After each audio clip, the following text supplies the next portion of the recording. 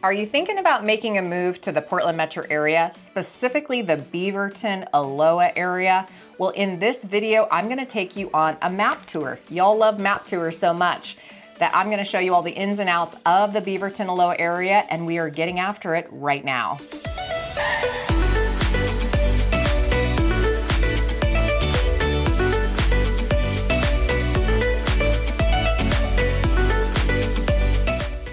If you're new to our channel, hit that subscribe button, tap the notification bell so you can get our latest videos that we are putting out every single week on living in Portland, that Portland life.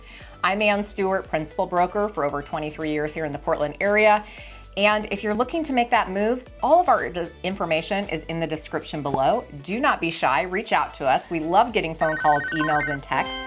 Jumping on Zooms for people that are looking to make the move so we can help you make that smooth move to the Portland metro area. All right, now on to the video. So we're getting right into it today with the Beaverton Aloha map tour. So there's a lot to cover, so I'm gonna dive right in. You can kind of tell that the red dotted line is kind of showing you all of Beaverton. It is one of our largest cities on the west side, as you can tell. And it has a population of just over 97,000 people. It does sit in Washington County. It butts up against Tigard. It butts up against Southwest Portland. It butts up against Aloha, which we'll talk about because Aloha and Beaverton kind of almost go hand in hand in this map tour. And then just north of it, it kind of butts up against like Northwest Portland, as you can kind of tell from the map here.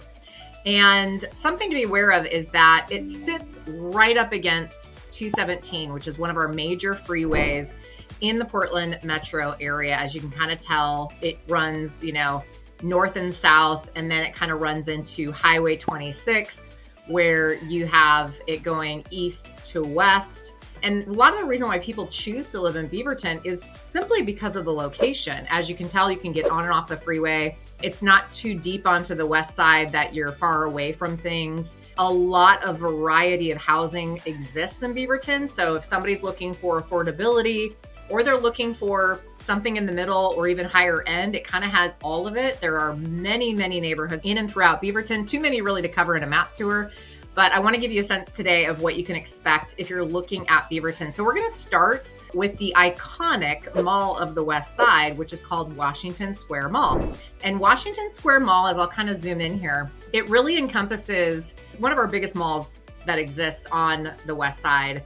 And it has all of your major anchor stores like Nordstrom's and Dick's Sporting Good, and then all the things like Sephora. So like it's kind of your mall, your go-to mall on the west side. And it does have a lot of restaurants. It's got the Cheesecake Factory, and there's just some really great, actually restaurants inside. There's a really good, I think it's called Dinh Phum, or I'm not saying that right at all. I'm going to butcher it. But at any rate, they have really good, here it is. Din Tai Fung is like so delicious. If you want a true experience with dumplings, you need to make a reservation there. It's inside the mall. It does get really busy. There's always a line, but it's well worth it.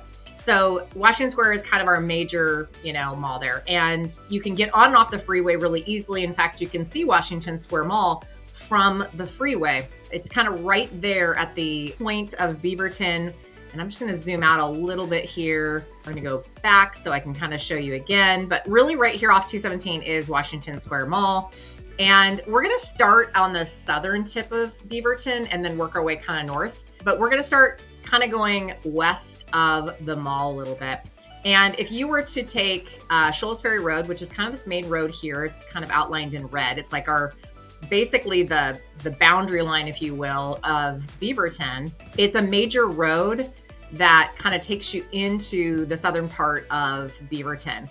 And I'm going to talk about a couple areas here really, really quickly. One is called Murray Hill, and one is called Progress Ridge. Now, Murray Hill has been around for a really long time. There's actually a whole subdivision of housing called Murray Hill.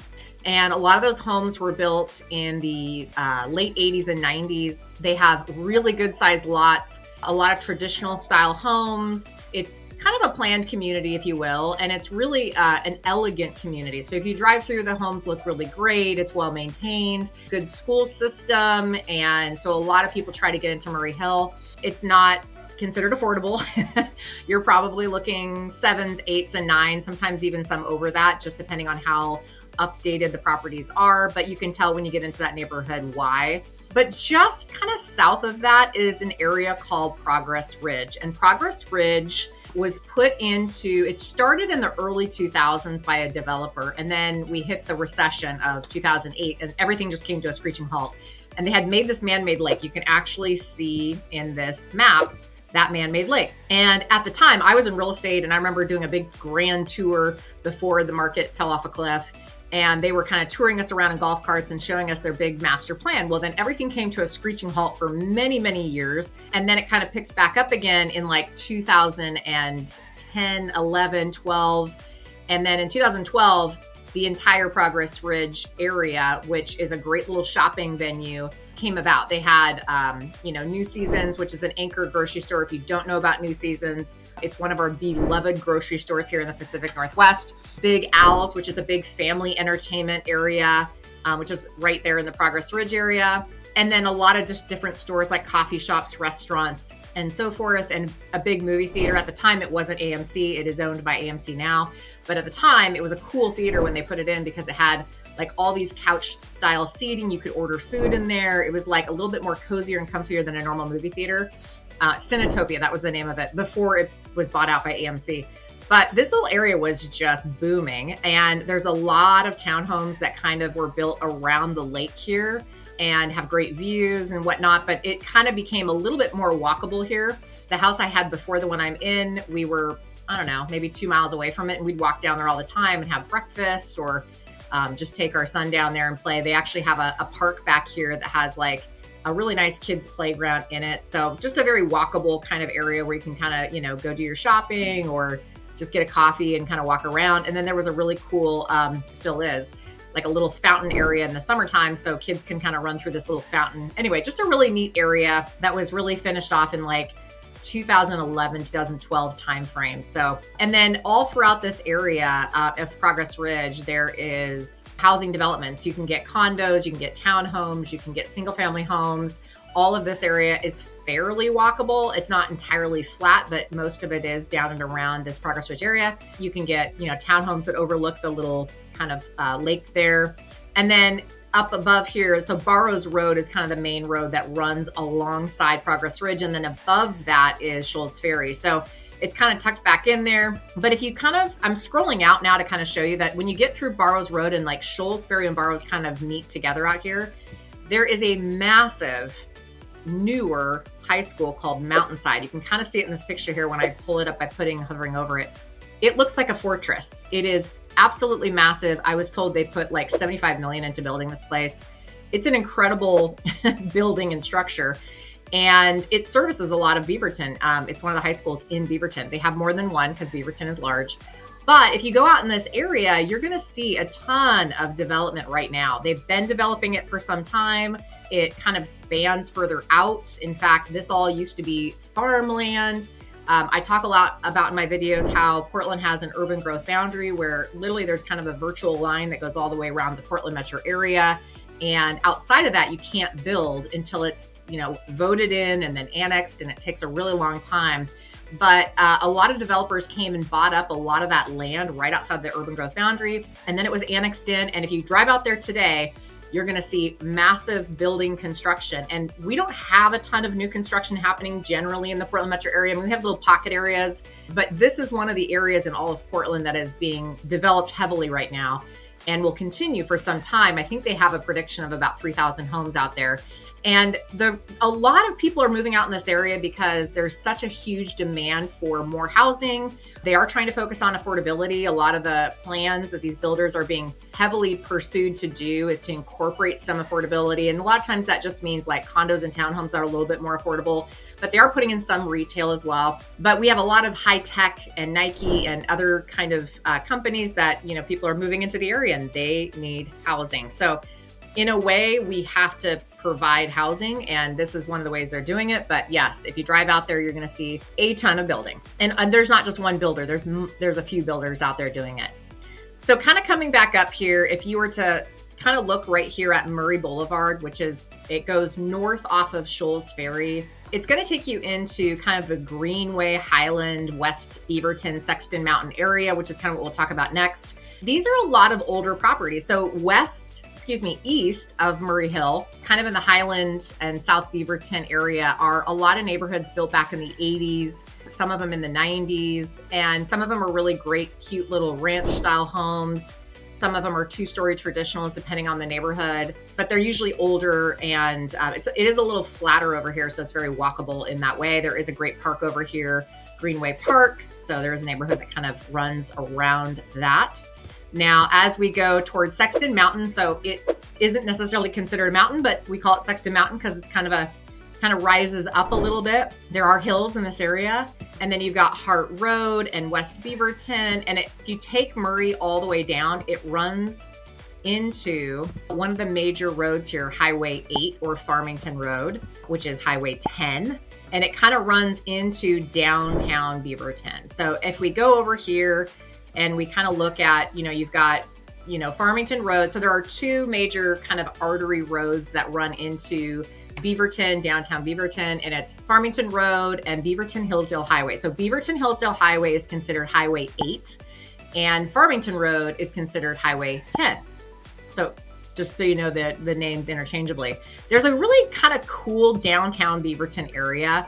It doesn't, in my opinion, get enough accolades. It's not considered super walkable in that people live a lot around in that area. There is some housing, there's some condos down there, but there's a really neat, at the Rounds, which is a name for an area to go to. In fact, let me just see if I can type that in so you guys can take a look at it. The Round is what it's called. Oh, there it is. There is kind of an area where there's a bunch of restaurants in there, and there is a cool food truck area. So I went there last summer for the first time. I met up with some friends. It's a huge outdoor area where they have, it seems like at least 20 or more food trucks. So all different kinds of foods being offered.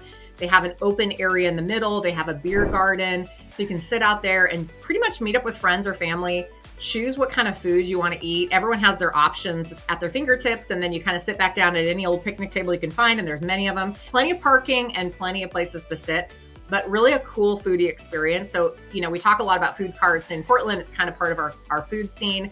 You see them a lot on the east side. You do see them here and there on the west side, but this is like kind of the place for food carts, and it's right there near the Beaverton Round. There's also the Nike employee store, and I'm just going to show you kind of where that is in relationship to here. If you go a little bit further west, I have to tell you about this. So this is the Nike employee store. So yes, you do need to have a pass to get into it. Oftentimes, even if you don't work at Nike, you know somebody who can eventually get you a pass. This Nike store does more business at this store than any other Nike store in the world, so I'm told, including their big store in New York City. I've been there many, many times to stock up on my Nike gear. It's not a very big store, but man, it does sell a lot of Nike. But we do have Nike headquarters right here in Beaverton, and that's probably part of the reason why. So I'm going to scroll back out for just a minute, just to kind of show you, Trader Joe's. We have to talk about Trader Joe's. If you're not from, well, of course, most of America knows about Trader Joe's at this point and has them likely, but Trader Joe's is a big deal here. So if you can buy a house near Trader Joe's, you're winning. We have a big cult following. Let's just put it that way. I'm one of them. I am one of the cult followers of Trader Joe's. I have one within a mile of my house, and I could not be happier. But there is a lot of like shopping and things of that nature kind of in the downtown area. So, and then also they have another high school in the area up here too. So just be aware there's, it's a big city. So I'm going to scroll back out here, and I'm going to take you to Nike next because many people are employed by Nike. Actually, let me put Nike headquarters because that is the one we want. Okay, so if you go a little bit more north, we are going to talk about Nike headquarters. We have a lot of employers here in the Portland metro area. So one of the reasons why people move to the Portland metro area is because of employment. And Nike is one of our bigger employers. My understanding is they have about 11,000 people that work in and around the Portland metro area just for Nike. And it is a massive campus, and it's a cool campus to visit. If you haven't had a chance and you live in the Portland area or you're visiting, you should stop by. They actually have a really big area right around the campus that you can do. It has a walking trail or a running trail. You'll see a lot of people using that. And then just the building presence are something. It's very kind of modern and unique, and you can kind of drive around off of Murray Boulevard and kind of look over and see some of the buildings. It's really something. And then across the street from that is a place called Villa Sport Club and Spa. And this was put in probably about 15 years ago. And it's a huge athletic club. It's great for families because they have outdoor, indoor pools. They have a huge fitness area, and it's great during the summertime because a lot of people, we don't typically have pools at our houses. They're kind of a pain in the butt to maintain one. But when it gets warm outside during the summertime, you're always looking for a pool or a place you can cool off. So if you like the idea of a club, a lot of people who live in this area or within a certain proximity of Villa Sport will join it because it does have it's such a great athletic club. And that's right there at the intersection of Jenkins and Murray, which is across the street from Nike. So a lot of places to run around here. There is a park directly across from Nike as well. And a lot of people kind of go running around it. So this is a very walkable, runnable, whatever you want to call it, area. And you can see kind of all the names on the map. You've got like Serena Williams, you've got the Bo Jackson Sports Center, Michael Johnson Track. It just kind of goes on and on, but just kind of an homage to some pretty good athletes throughout this area here in the Nike area. Okay, I'm going to pull out a little bit and head over towards Walker Road. So this is Walker Road right above the Nike campus, and it runs through Murray Hill. And Walker Road goes all the way out towards the freeway system to 217. So a lot of people will take the Walker Road exit and they'll get into, they'll go to Nike from there, or they'll go to the Cedar Hills area. So I'm going to type in Cedar Hills, because there is a place called Cedar Hills Crossing, which is a big shopping area. It's not like as big as the mall, the Washington Square Mall we talked about, but it is it's got a bunch of anchor stores in here. They've got a Best Buy. They have a Powell's Books. They have a bunch of restaurants, and it's kind of an area where you can kind of go. And like I said, it's not a super big mall, but they do have a lot of shopping. They've got a New Seasons there. So a lot of people come into this area to grab food or shop around. They even have a Chick-fil-A in the area, which us Portlanders really appreciate seeing a Chick-fil-A, because we didn't have them a few years back. And now we have them. And there's one right here that I actually go to every once in a while because I like the chicken. So yeah, so it runs Cedar Hills Boulevard and Cedar Hills Crossing. Obviously, that's a pretty big, and they have a Pips Donuts over here too that just opened up. Pips Donuts is one of those places that's on the east side that is I'm not a donut person, but once you have Pips Donuts, it's like a class of its own. It's amazing. And they just opened one up near here too. So that's very, you got to try that out if you're in the area. But yeah, this whole area right here is kind of a shopping area. And then if you go north of that, I want to talk about this neighborhood. This is called Cedar Hills. You can kind of tell from the map that it's a little bit more organized in the streets. You've got, Parkway running through it, Foothill Drive, Tremont, and then you kind of got like a park here. And this neighborhood is called Cedar Hills. It was made back in the 60s and 50s. The houses are your classic style ranches, and it looks like Beaver Cleaver, this neighborhood. I adore this neighborhood. It's, I just love a good ranch, a good classic 1960s ranch myself. And a lot of people have renovated their homes in here. So it feels like you go back in time when you kind of drive through here and see the homes and see what people have done.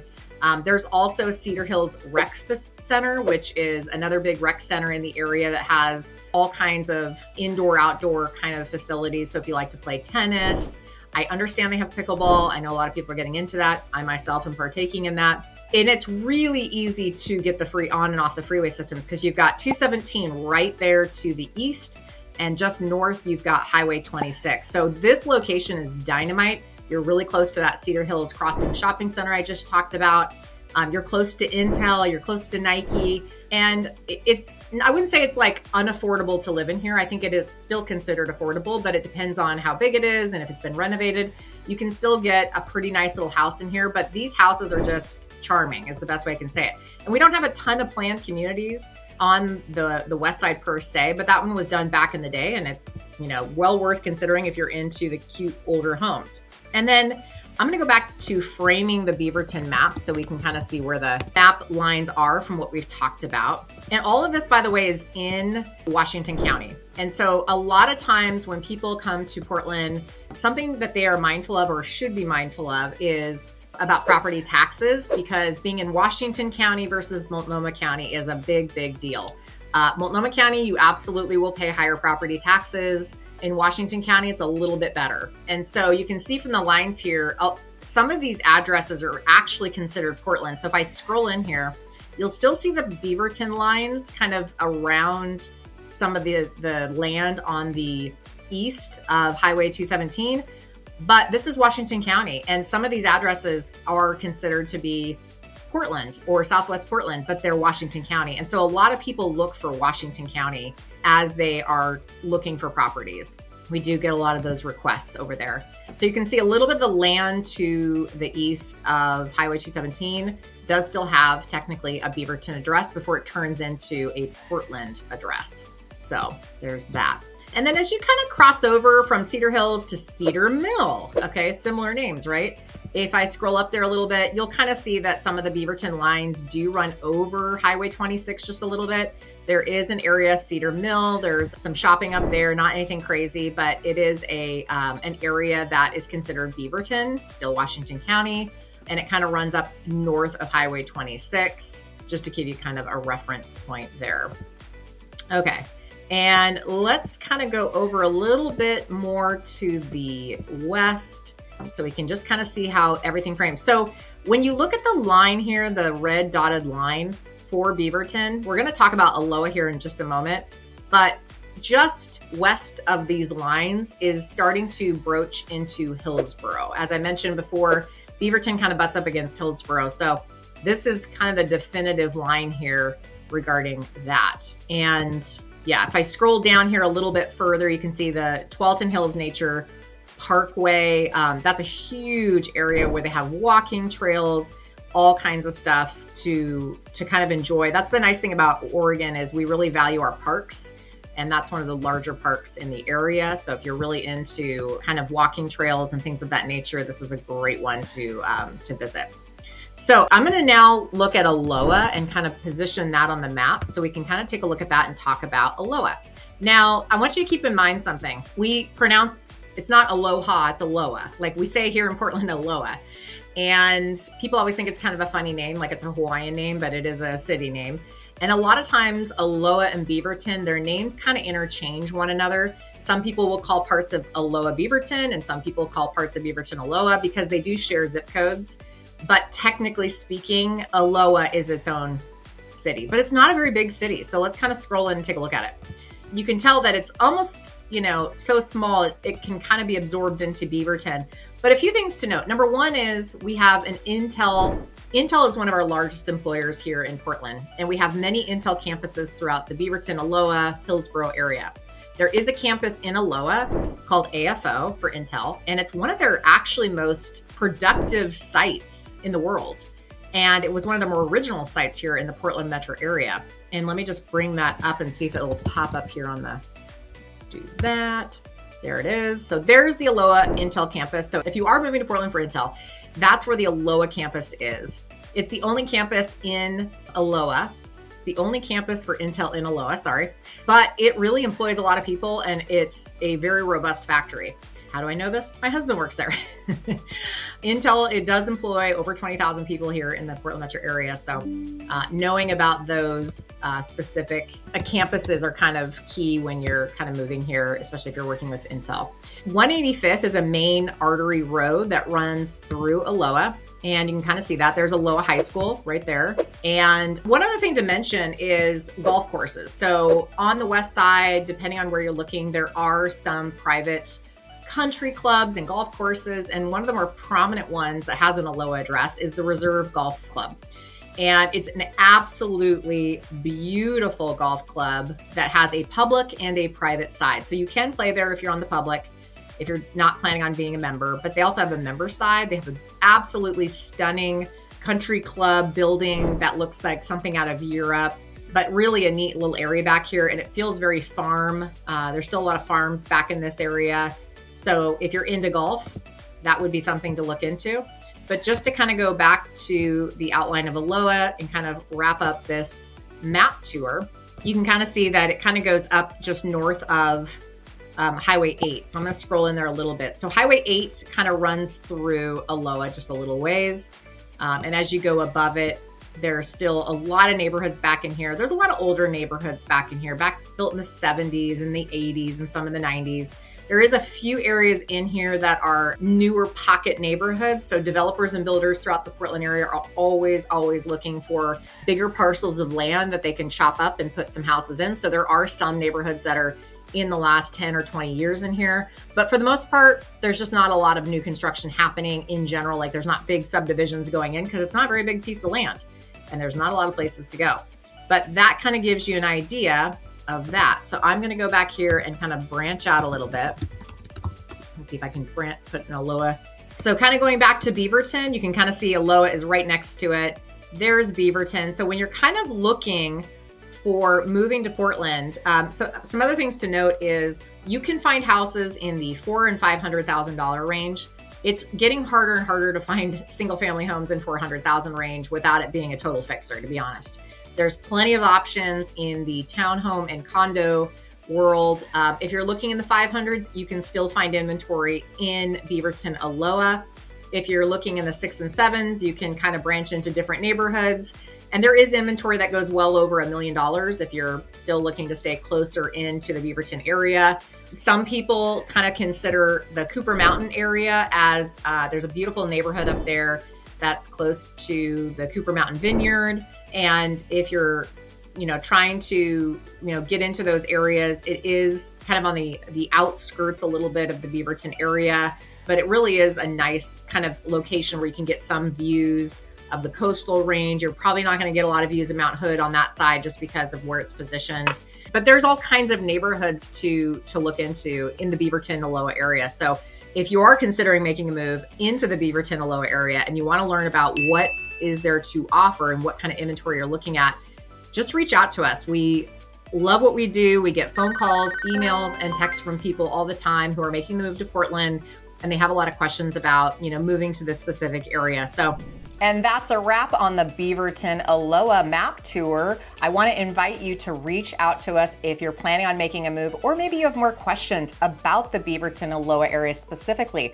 Again, all of our contact information is below. Don't hesitate to reach out to us so we can help answer more questions, hop on a call, and help you make that move to the Portland area. All right, we'll see you on the next video.